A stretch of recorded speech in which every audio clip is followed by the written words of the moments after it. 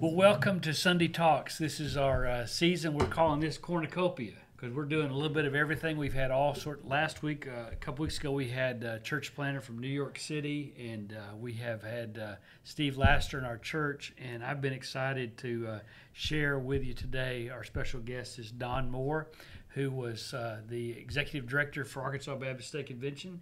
And when I was at the convention just a couple weeks ago, one of my highlights, Brother Don, was getting to see you. Good. I was talking to, we're here today at the Baptist building, and we had a meeting earlier today. We were talking about some of the statesmen of the convention that Jay Shell and I were talking about, that people that we've known, and Don Moore is at the top of my list. I'm grateful to know him, and he served as the president of the Arkansas Baptist State Convention and for a couple of years. He's a pastor for a long time, and so we're going to talk about a little bit of that, and then we're going to talk about something else that's very near and dear to your heart. So it's so good to have you today. Thank you, Larry. And I hope people don't think I'm disrespectful by not calling you doctor. That's fine. No. You're Larry. I'm Larry, that's right. That's right. Yeah. Oh, and I'm so grateful that the convention chose you to be our president. That's exciting. Well, it's an honor, and I'm going to be calling on men like you to help me out today. Well, I served back in 1974 and 75, so there's not a lot that's similar from 1974 and 75 to now. But anyway, I'll help any way that I can. Well, there's a lot of things I can learn from you, that's for sure. One thing I appreciate, so you were probably going to Arkansas Baptist State Conventions before 74. Oh, yeah. So you have 50 years of... Actually, I was president of the Pastors Conference before I was president of the state convention. So that puts us back even further. Even further. Mm-hmm. But you were there and participating in that this year, an observer and participant and involved in that. So I want to just start with just talking a little bit about this year's convention. I was just talking to Bobby Thomas a moment ago with the Baptist Foundation. I wish that all Arkansas Baptists could get to see what we get to see and they can if they go to the annual meeting. Sure. But there's so much good that's happening. There's so many good things that are happening in Southern Baptist life.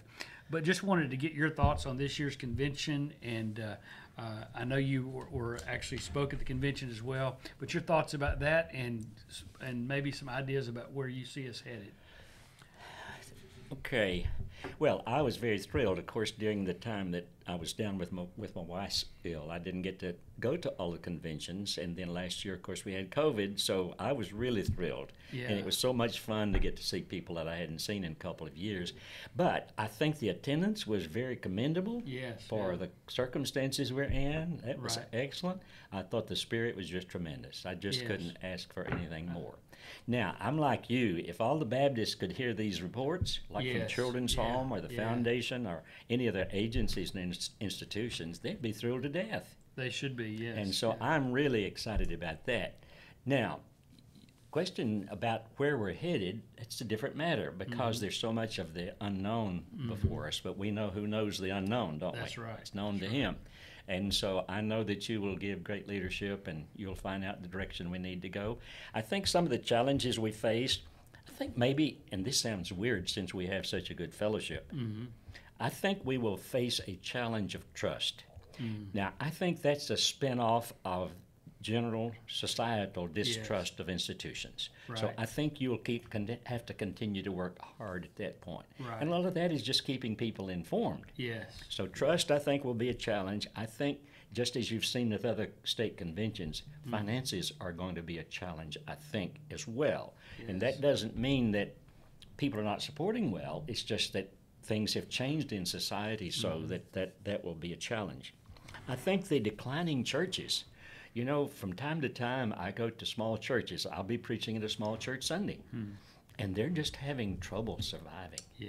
And so I think that will be a challenge. But, of course, with what we have going with church planning, that will help to offset that so far as our numbers concerned. But it still leaves those little communities with some real needs. Yeah. Yeah. But I'm excited about the future. Yeah. Well, it's good to hear that from you. I've appreciated. I think God's given you vision and wisdom, and in times past we've really seen how that's what you said was on the horizon came about. Yeah. And so I'm excited to hear about that. I want to talk a little bit about your tenure as president of the convention, and then also, you were talking about when you served in 74, 75. So in 75 was the year I got saved. So Okay. I'm grateful. Those are some really sweet times.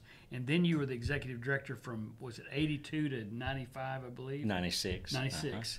And I was actually a pastor at the last part of that. Was at Yes. Washita for a portion of that, and then a pastor. And so I got to watch you and observe your leadership through that. But I want to talk a little bit about that, just about your experiences as the president of the convention, first of all. Well, I never dreamed that I would ever be asked to do that. And actually, back in those days, there was not really any groundwork laid. You just had a meeting, and somebody stood up in the middle of the meeting and nominated me. Yeah. And that's what happened. And I was elected. And by the way, the other person elected was Dillard Miller, another great and wonderful guy. Yeah. So after I finished, Brother Wilbur Herring was the president, and then Dillard was the president. Okay. So we've had some great people in the past. But there were a few things that were real significant during that period of time. During that period of time, we were working real hard toward evangelistic efforts and church growth and so forth. But there was another thing taking place that was pretty historic.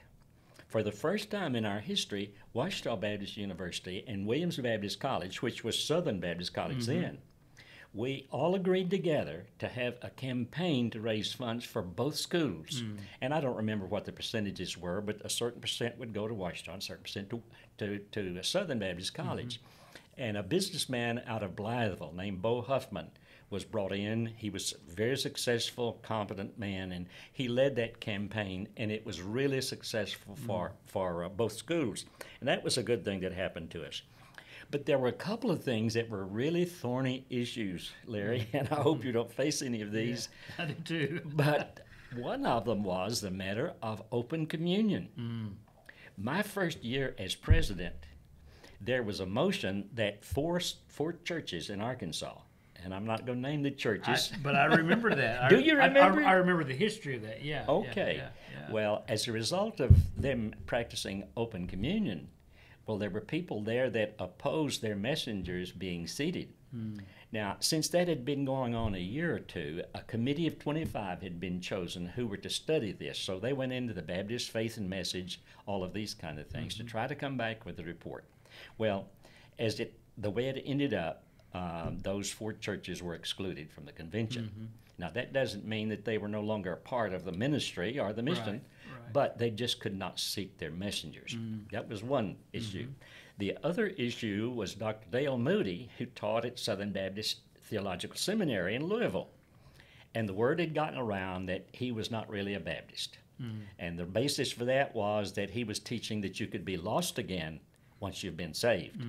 Well, of course, you know what that says to Baptist people. It was like waving a red flag in front of a bull. Right. So, from the balcony, I move, and the motion was made, that the Arkansas Baptist State Convention respectfully requests the trustees of Southern Baptist Theological Seminary to terminate the teaching ministry of Dale Moody. Now, of course, in Baptist life, this organization doesn't have any authority over the other one. Right. But that was the sentiment of the convention. And so those two issues were things that we had to grapple with in those days. Those are big issues. And I won't name names of churches either, but I think one of those came back and is a very prominent church in the convention now that was removed. Yes, yeah. that's true. In fact, I was just visiting with one of their church members a moment ago. But that there's so much rich history of Arkansas Baptist, and I love going back and reading that. And then just like in that instance, you see things come full circle that, you know, where a church was reinstated and they're actively involved in a prominent church in our convention. And that's the way it should be. Yeah. We should be able to work through these things. Now, another dimension of that era, which is my 2-year time as president, was Dr. Herring had been asked by Dr. Ashcraft to head up a campaign called the Life and Liberty Campaign. And it was an attempt to seize upon the celebration of the 200th anniversary of the country. And so Dr. Herring said, he was pastor of Central Baptist in Jonesboro at the time, he said, I will serve as chairman if Don Moore will be willing to serve as co-chair. So during my last of those 2 years, I was also co-chair of the 1976 Life and Liberty campaign. Okay. So I made 43 trips back and forth from wow. Fort Smith Wow. during those years of trying to serve in that capacity. Wow. Well, you know, I shared this in an article I did at Arkansas Baptist News, probably around some of those times too, was that one of the campaigns we had was Bold Mission Thrust. Yes. I remember growing up as a kid in RAs and, you know, Sunday school, and the WMU ladies of our church would talk about reaching the whole world for Christ by the year 2000. And of course that a lot of politics and things got involved in the convention over the years. Yes. And we lost sight of that. But there is such a rich history of what we're doing. And one thing I'm glad about having you here, and I think it's important for us to talk to those who have gone before us, is that we get out of sorts about things today that kind of like the four churches practicing open communion. We've got our own issues today. Right. And people want to just throw it all away. And there is such a rich history, and the cooperative program is so established. And it's like you said about the convention. I think there's so much. 99% of what's happening with Southern Baptist is good. Good, you right. know, and we need to focus on that and Right. remember what's happened in the past. Well, then so you're pastor at Grand Avenue during Yes. that time, and which was one of those and still is one of those flagship churches, but certainly was in those days. And then you came to the convention in 1982 as executive director. Tell us a little about that experience for you, how that was. Well, I guess the context for my role and ministry with the convention goes all the way back to my childhood. Okay. I grew up in a little community called Dayton, which is 3 miles from Witcherville. Witcherville is several miles from Greenwood, and Greenwood is several miles from Fort Smith. You know how that goes? I do, but I've never even heard of Dayton before. Well, so. we had preaching twice a month because the preacher we had, we couldn't pay him, 4 Sundays. And so he preached at another church for 2 Sundays and our church 2 Sundays. But in that little church, and I think a part of the reason that it was so powerful was because the pastors would bring in students from Ouachita, and out of that small community church, there were 7 or 8 people called into ministry and mission work all over this world. It was absolutely amazing. So, since I grew up in a church where you just had a part-time preacher, I thought, now, if I am ever anything in a position, I will do something to help these pastors of small churches. Wow. And so at that point, when I became executive director, I began to have those Saturday meetings when I would ask the associational missionaries to bring in your bivocational pastors. I'll buy them coffee and donuts. We'll spend the morning together, and then I'll buy their lunch, and we'll just encourage them. So we did that. In fact, Dr. Tucker says his first knowledge of me was at one of those fellowship meetings, Wow. Yeah. which is interesting. So that was one of the things that we wanted to address, the smaller membership church. And we're still a state of mostly small churches, and we need not to forget that. In fact, I did a survey not long after I became exec, and I think it's like 57% of the churches were under like 60, 55 or 60 in Sunday school, so they're small. But the other thing I did in the survey was to ask the question, and I asked deacon chairman, Sunday school superintendents, and pastors, have you had major fellowship conflict within the last 10 years? 57% of all the churches had major conflict. So as a result of that, I began to work towards the pastoral ministry department. Now that had been the Christian Life department, and when Bob Parker retired, then I took all of those funds and resources and funneled towards trying to help the pastors. At that point, we did the third-party mediation training, all of those kinds of things that would try to address these issues. So there was another challenge we faced, though. There was quite a bit of rivalry between the boards and the administrators of agencies and institutions. There didn't seem to be much understanding and a lot of respect. So I finally decided that what we needed to do is to create the Interagency Council. And that means every person who's head of an agency or an institution would be involved in this council. We met once a year, but we planned a meeting every year and brought in an outstanding speaker that would help these people to understand what it means to be a trustee. But you also talked to them about what the other agencies were doing. So they came to love and respect those agencies. So that really helped to bring about some healing, I think. So that was a good thing. Now, I wanted to go back and mention to you about the Life and Liberty campaign. That concluded with a War Memorial Stadium rally. It was big. Wow. You probably hadn't discovered the Baptist world then. But anyway, it was 1976, and Manuel Scott, who was a black preacher from Los Angeles, really a powerful preacher, we got Manuel Scott to come. The second person we got to come was Paul Harvey. And everybody in the world knew the rest of the story. The rest of the story, that's right. With Paul Harvey. And then Angel Martinez. He had been a famous evangelist. And so and Anita Bryant. Do you know that name? That's she's the orange juice lady, wasn't she? Yes. Anita Bryant came, and she was our guest musician. Wow. And then we had these other three people. We had a crowd at War Memorial Stadium. Sure you so did. that was a wonderful. And that concluded the Life and Liberty campaign. Oh, let me tell you something else that really was good about that. Of course, I had been working with what we call the Department of Cooperative Ministries. That was working with National Baptist African American conventions. There were 3 African American conventions besides the white Southern Baptist Convention. And so that was another big joy of my life. It was really good. And they became a part of the Life and Liberty campaign. The other thing that took place that I thought was real significant along in my ministry, we asked the International Mission Board if they would bring a commissioning service to Arkansas.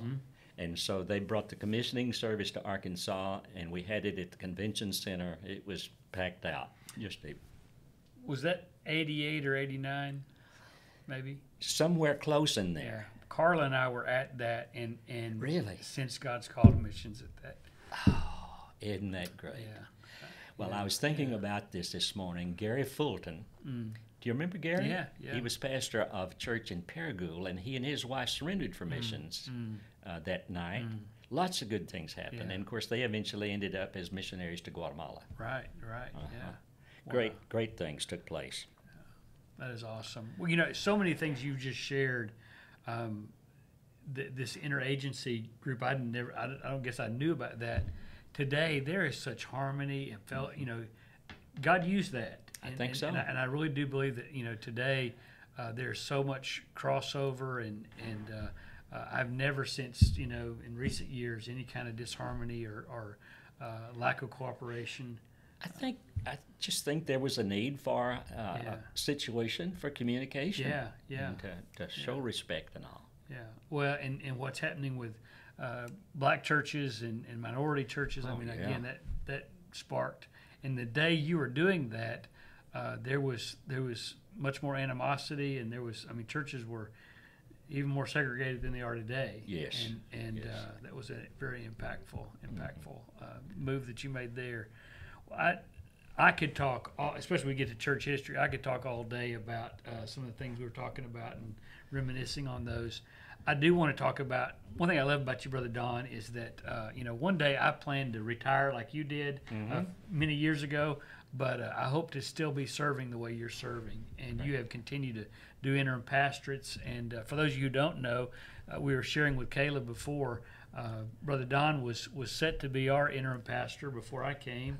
And things didn't work out for us on that. And I think that may have been one of the reasons that I got to come be the pastor, was because that didn't work. But but you've continued to serve in whatever capacity. But a while back, the Arkansas Baptist State Convention called on you. I think you're the first one, the only one I've ever heard of, to be the prayer ambassador for the convention. So I know that's your passion. And you have encouraged that, movements of prayer. When you speak, I've heard you speak on just about everything, but you're never more passionate when you talk about prayer, and I appreciate that. And so I wanted to talk about that and what that means to be the prayer ambassador, and just wherever God would lead you on sharing about prayer. Well, those of you that are a little further along in age understand how we begin to assess our lives a little bit more carefully as we age and realize that we're in the last chapter, you might say. And so you begin to think about what is most important. And when I go back to the years of pastoring, you know, there were some thrilling, exciting, memorable things about that. But the thing that really matters is not what I can do or what a church can do or an organization can do. It's what God does that can be explained only in terms of God's activity. And of course, as we've seen things take place in our country and all the way it has with the morals and stuff like this, you begin to ask what on earth can be done. You ask, well, now, do you think the media will ever turn and maybe make this world more compatible with godliness in the scriptures? Well, no. You get to thinking, well, maybe government will rescue us. Well, no. Then you get to thinking, well, education is one of the most powerful things in America. Maybe there'll be something happen in education and turn us around. No. So you go all the way down from the secular to media to education to government. There's no answer, Brother Larry. Yeah. Except God. Yes. So at that point, you just kind of filter everything, sieve it all out, and end up with what's essential. And the one essential is the touch of God on my life and your life and on the church. So you get to thinking, when you read about the great revivals out of the past, and there have been some great eras of revival meeting, and often the seedbed for that is young people, college-age kids even. Yeah. And that's a wonderful thing. But when you begin to analyze our population, there are more senior adults than anybody else in America today. And our birth rate continues to decline. There will always be, for the foreseeable future, more senior adults than anybody. They have more time than anybody. They have more understanding than anybody, presumably, because they've been around a while. They have less time, but physically, because, you know, they're old. So my wife and I got to thinking, you know, if God would touch the senior adults, all this mass of people, then maybe he would use them to bring about the next great awakening. So, Larry, over a short period of time, I just really felt that was a calling. And I guess that's the reason that I feel so passionate about it. Time's running out. Yes. Whether it's for me personally or whether it's for the country or whatever, time's running out. And if we're going to see anything turn the country around and turn the churches around, God has to do it. We just can't do it. And you know, God's teaching about having no other gods before me. He's jealous of anything we depend on more than we depend on him. Yes. And I'm sorry, it's pretty natural, but Southern Baptists, we have depended upon our size, our genius for organization and promotion, all of these material things, and we've depended upon those. And so God may have kind of folded his arms and he said, okay, if you can handle this without me, go ahead. Well, we can't handle it without him. Right. And so the response you find in the Bible over and over again is they cried out to the Lord heard and delivered them out of all their tribulations. I'll never forget the day that Dan Jordan came to visit. This was when my first wife was dying from cancer. He gave me a scripture from Psalm 15, verse 15. It says, call on the Lord in the day of trouble. He will deliver you, and you will glorify him. And that's the basic premise for praying today. Call on the Lord in the time of trouble. Most people, I think, understand we are in trouble. Right, yes. We may not be desperate enough to cry. See, often Scripture uses there about 5 different words for cry, but it's people crying out to God in desperation. Now, I'm a good prayer when I'm desperate. When my kids are sick, when my wives are sick and dying, I'm a good prayer. When things are going smooth, I'm not desperate. Same here. But you know, the deal is, if we knew what God knows, we would know we're desperate all the time. Right. So it's out of desperate, I think, that we need to be constrained and compelled to pray.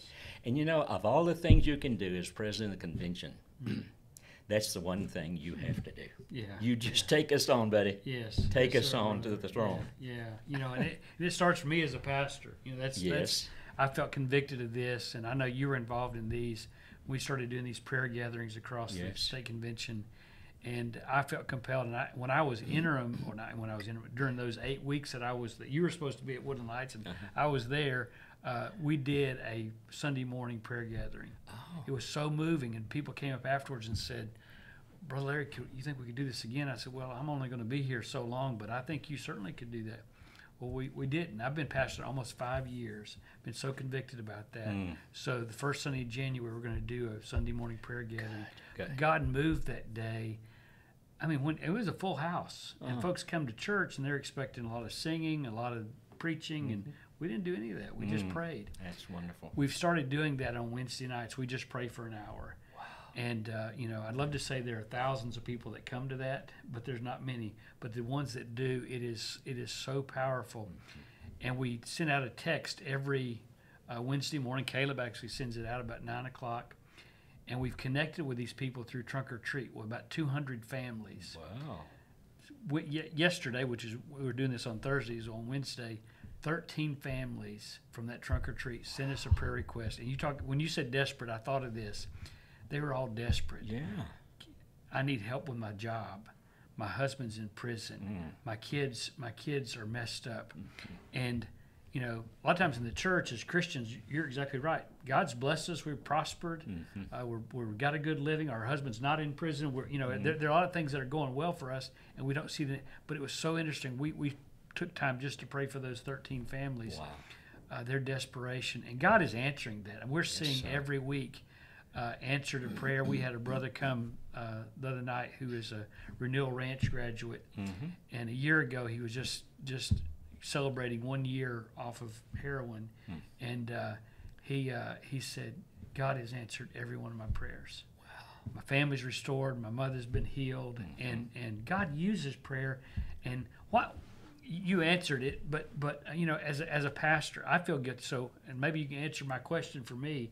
I understand why we as Christians aren't desperate enough, but even as a pastor, you know, I feel such guilt at times. Why didn't I call the church to prayer at this? Why didn't we stop and do this? And why has it taken me 5 years now to say, hey, we haven't done with these prayer gatherings. I need to come back to that. It really burns me. And I guess my answer is going to be that it's because I'm not desperate, and I'm depending upon these programs and preaching and other things that I value. Well, you know, you've heard us talk about the task force for revival, spiritual prayer and spiritual awakening. I've been on a part of that from the very first. Right. And I think that's one of the things God used to trigger what my response was to getting senior adults to pray. But as a pastor, I think I would just hang on to this passage where Jesus said, my house is supposed to be a house of prayer. Yes. And you've done a lot of other things with it. Right. So I think when a pastor and when a church says, hey, we are going to be a house of prayer, we're not just going to be a church that has opening and closing prayer. Right. We're going to be a praying church. Yes. Something special happens. And it kind of goes back to the scripture that says that God has exalted his name and his word above everything else. So his name and his word calls us to prayer. And so when he gets exalted through that, he likes to get in on those things, doesn't he? Yes, he does. Yeah. So, man, keep it up. Yeah. Keep it up. Yeah. Well, I think I had a young couple last night say who are new to our church and got a great story of what God's done in their life. And a young man came to me and said, you know, Wednesday night is my favorite time. I think the smallness of it, the closeness, the fellowship and the time of praying for others and seeing how I can be involved in meeting somebody else's need through prayer, such a powerful thing. You mentioned about senior adults. One of the ladies in this group is a senior adult, and she said, I learned how to pray 40 years ago by being in a prayer group at First Baptist Conway. And she said, now I'm the old lady, and I'm going to teach some of these young people how to pray. There you go. And it is such a sweet thing when people get a hold of that and realize that, hey, I can commune with God, I can talk to him, I can cry out to him, and I can pray on the behalf of other people. God's going to use that. And I had a call from a young lady in First Baptist Church in El Dorado not long ago, and I had done a prayer gathering down there. And I met one of the senior ladies who really is a revered prayer. And so when this young lady called and said, I want you to help us to kind of revitalize our prayer ministry, I said, will you get with that lady? She'll help you revitalize it. And so I think they did.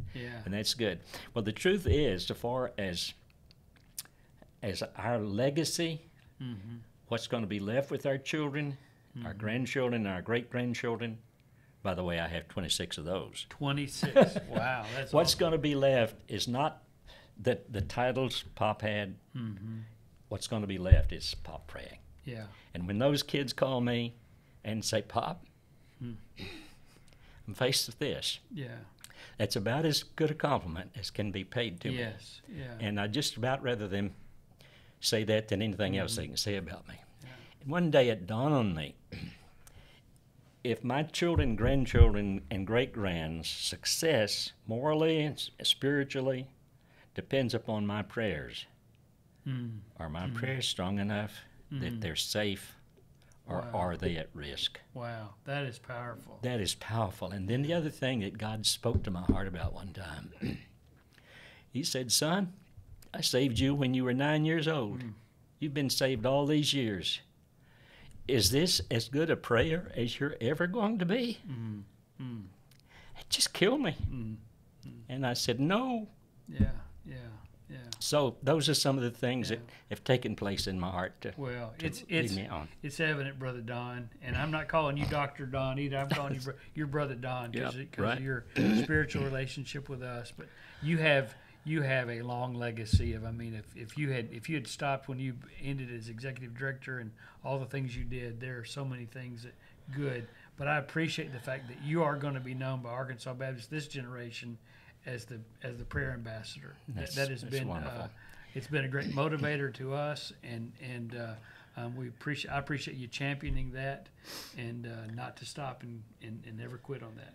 Okay, let me say a word about that, because when Dr. Tucker and others began to realize the significance of this work, they said, we will help you on your travel expense. So for a while, I was officially a part of the staff. I'm not officially part of the staff, but I'm still known as prayer ambassador, and I want people to call on me in that way. Well, we'll have to get you back to Woodland Heights and do something related to prayer. I don't think I could do it before next week. Okay.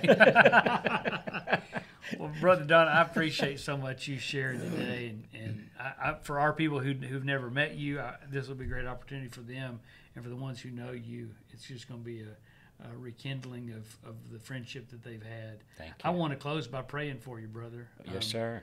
Is there anything specific that we can pray for you today? That Not that I'm aware of.